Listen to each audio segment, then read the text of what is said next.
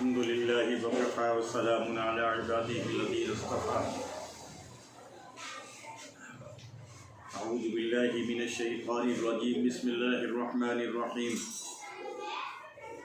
يا أيها الذين آمنوا كتب عليكم الصيام كما كتب على الذين من قبلكم لعلكم تتقون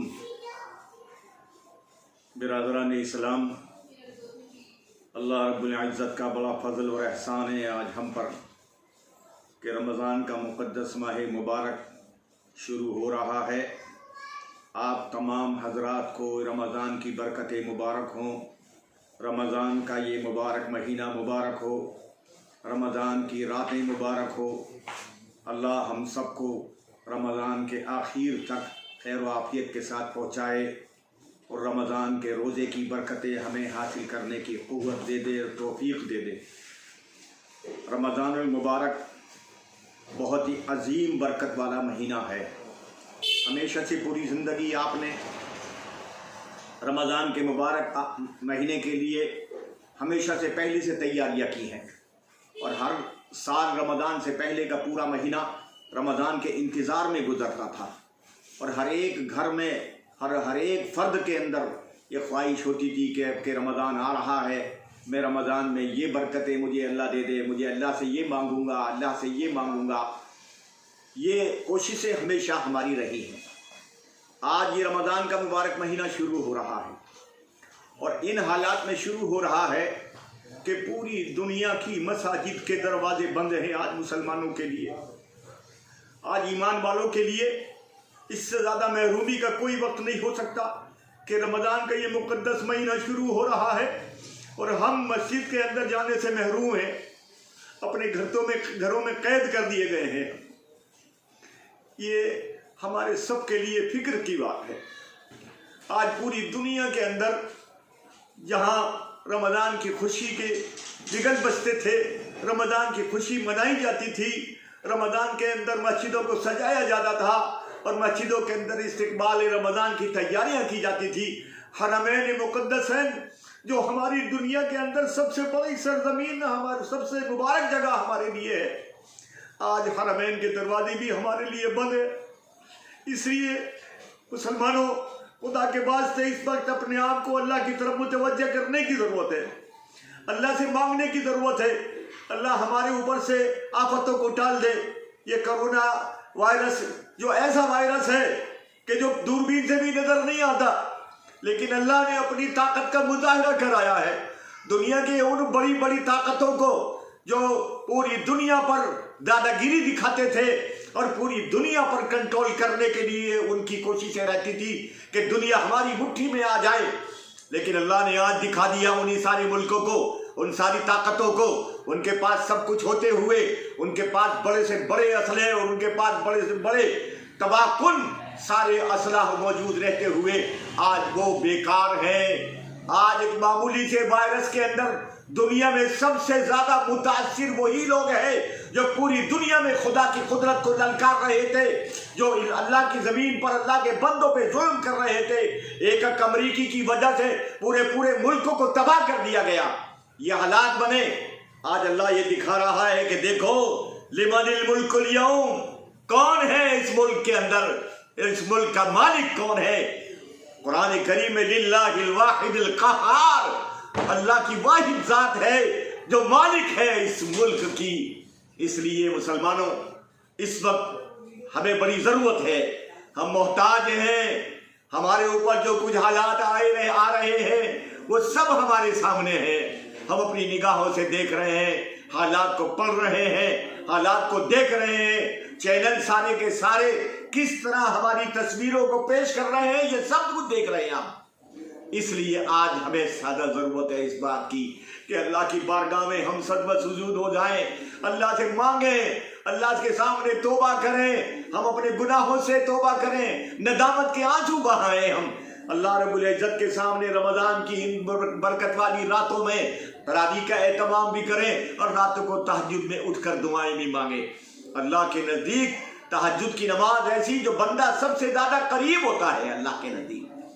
رمضان کے اندر سب سے بڑی عبادت روزہ، اور قرآن کریم یوں کہتا ہے روزے ہم نے تم پر اس لیے فرض کیے تاکہ تم متقی اور پرہیزگار بن جاؤ۔ آج پوری دنیا صفائی صفائی صفائی کا نام لے رہی ہے اور ہر وقت یہی درس دیا جا رہا ہے تمام چینلوں پر کہ مسلمان صفائی، انسان ساری دنیا کے بسنے والے لوگ صفائی کا اہتمام کریں، صفائی کریں، ہاتھ دھوئیں، منہ دھوئیں، اپنے گھروں کو دھوئیں، صفائی کریں۔ اسلام جس طرح آج یہ ظاہری صفائی کے لیے پوری دنیا لگ رہی ہے تو یہ باطن کی صفائی کے لیے بھی اللہ نے نظام بنایا۔ انسان کا دل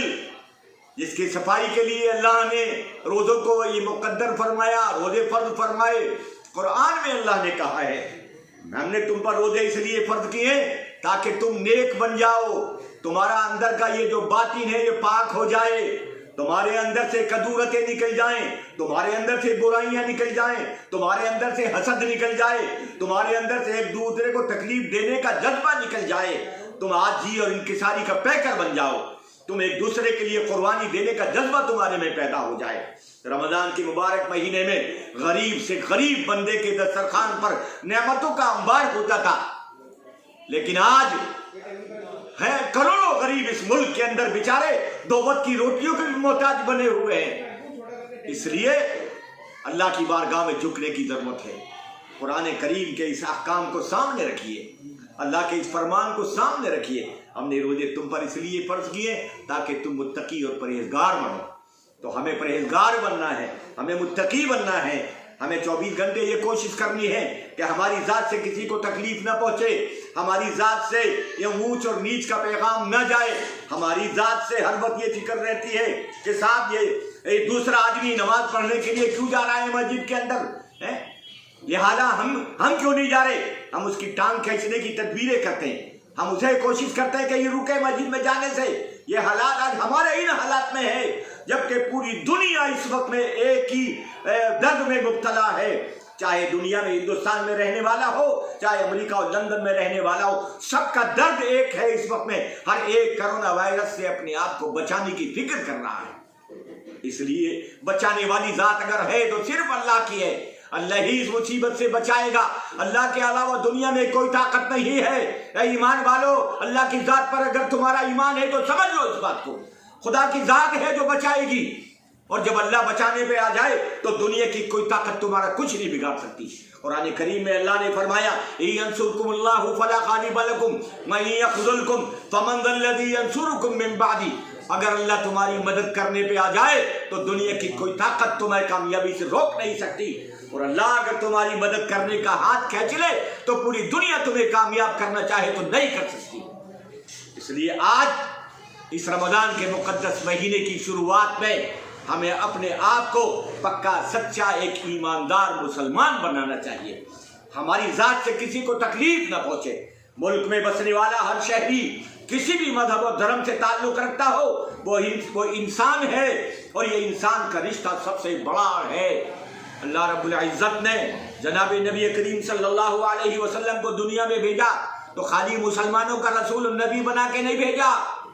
بلکہ قرآن میں اللہ نے فرمایا ہے محمد اعلان کرو قل یا ایھا الناس انی رسول اللہ الیکم جمیعا، اے انسانوں میں تمام انسانیت کے لیے نبی بنا کے بھیجا گیا ہوں۔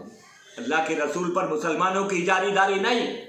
اللہ کے رسول پوری دنیا کا نبی ہے۔ جس طرح اللہ پوری دنیا کا رب العالمین ہے اور اللہ کی یہ کتاب پوری دنیا کی ذکر للعالمین ہے، پوری دنیا کے لیے دستور ہدایت ہے قرآن مقدس، اسی طرح اللہ کے نبی کی ذات بھی جو ہے رحمت للعالمین ہے، پوری کائنات کا نبی ہے۔ اس لیے نبی پر مسلمانوں کی اجارے داری اور ٹھیکے داری نہیں ہے۔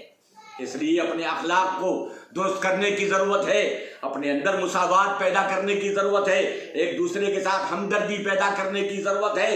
غریب کے ساتھ میں، کمزور کے ساتھ میں اپنے آپ کو مددگار بنانے کی ضرورت ہے۔ اگر ہم اس انداز پر اس رمضان کی شروعات کریں گے تو انشاءاللہ اللہ کی ذات سے امید ہے کہ اللہ ہم پہ نظر کرم فرمائے گا، اللہ کی رحمتیں ہمیں آ کر ڈھانپ لیں گی، اللہ کی برکتیں ہمیں نصیب ہوں گی، اور یہ رمضان کا مقدس ماہ مبارک ہمیں مصیبتوں سے نجات دلانے کے لیے انشاءاللہ ہمارے لیے ڈھال ثابت ہوگا۔ اللہ ہم سب کو توفیق دے دے، اللہ ہمیں ان ساری برکتوں کو رمضان کے ماہ مبارک رمضان کے مقدس مہینے کو کی قدردانی کی توفیق دے دے، ہماری اور ہمارے ملک کی اور ملک میں بسنے والے تمام لوگوں کی، وہ کسی بھی دھرم اور مذہب سے تعلق رکھتے ہوں، ہمارے ملک کے شہری ہیں، اللہ ان سب کی حفاظت فرمائے، دنیا میں تمام بسنے والے انسانوں کی، ایمان والوں کی، سب کی حفاظت فرمائے۔ وآخر دعوانا الحمدللہ رب العالمین۔